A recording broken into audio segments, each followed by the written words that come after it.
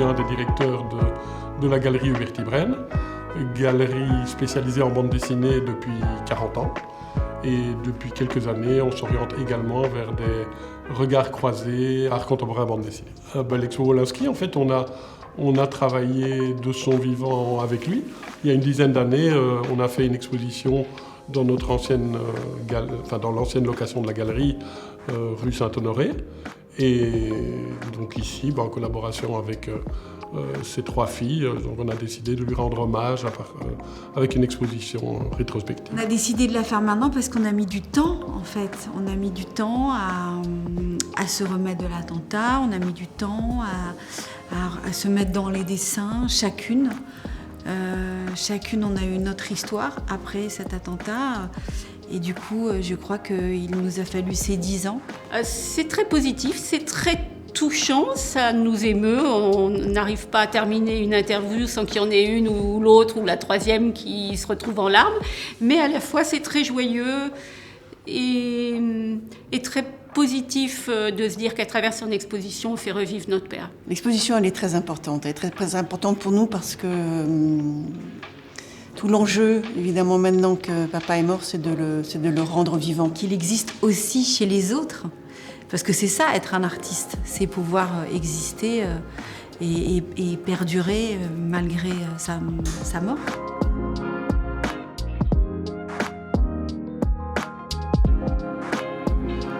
Georges Wolinski veut vivre de son dessin très jeune et il fait tout pour réussir. Il commence par travailler pour Harakiri, qui va ensuite se transformer en Harakiri Hebdo, en Charlie Hebdo. Il va devenir rédacteur en chef d'un autre magazine qui appartient au même groupe, qui va s'appeler Charlie Mensuel. Et Georges Wolinski, en fait, assez rapidement, travaille pour beaucoup de gens qui le sollicitent et pour qui il a envie de travailler parce qu'il a d'une liberté assez exceptionnelle. Donc, il va travailler pour l'Humanité, et puis ensuite pour le Journal du Dimanche. Et quand je dis ensuite, en fait, parfois c'est en même temps, jusqu'à Paris Match, mais aussi réaliser des illustrations pour la presse magazine, l'Express, Le Point, le Nouvel Obs un petit peu aussi.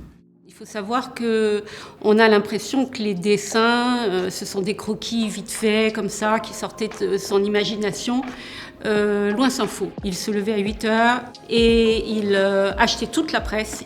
Il passait des heures à lire absolument toute la presse. Il fallait qu'il sorte le dessin de Charlie Hebdo le lundi, le dessin de Paris Match le jour d'après, le dessin du JDD le samedi.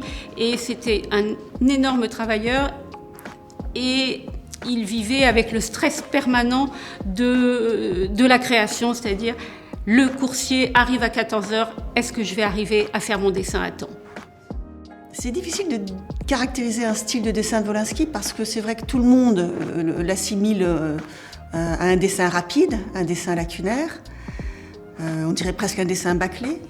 Mais quand on voit l'exposition, on se rend bien compte qu'il y a eu des périodes très différentes. Il fallait montrer son travail de bande dessinée, mais aussi son travail d'illustrateur, son travail assez ancien des années 60, où il est encore très inspiré par la bande dessinée américaine, et puis son dessin plus lâché, qu'on lui connaît beaucoup plus, qui est très très lâché, mais qui est en même temps très maîtrisé, où les planches reposent aussi bien sur l'image que sur le texte. Il y a des dessins très bavards, qu'il y a des dessins très chargés, qu'il y a du dessin au feutre et du dessin à la plume, du dessin noir et blanc, du dessin couleur. Et que ces 60 ans de dessin, ça montre vraiment qu'il a un spectre dans ses modes d'expression qui est très large.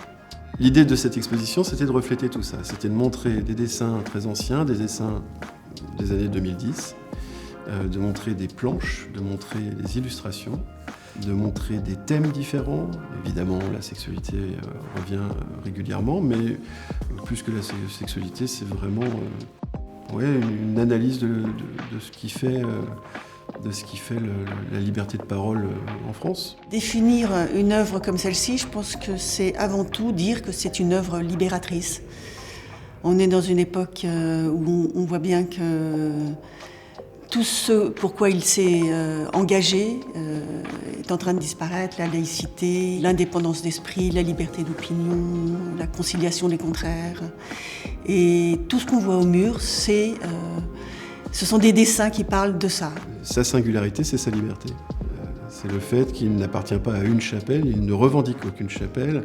La seule chapelle dont il se revendique, c'est celle des gens qui réfléchissent.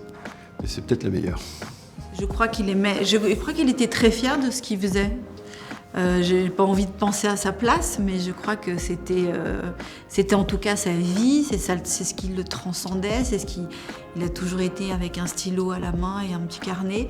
Donc je pense qu'il aimait, il vivait, il vibrait ce qu'il faisait. C'était intrinsèque à lui. On savait intimement qu'il aurait adoré cette exposition, cette façon de mettre en valeur son œuvre et qu'il avait soif de postérité.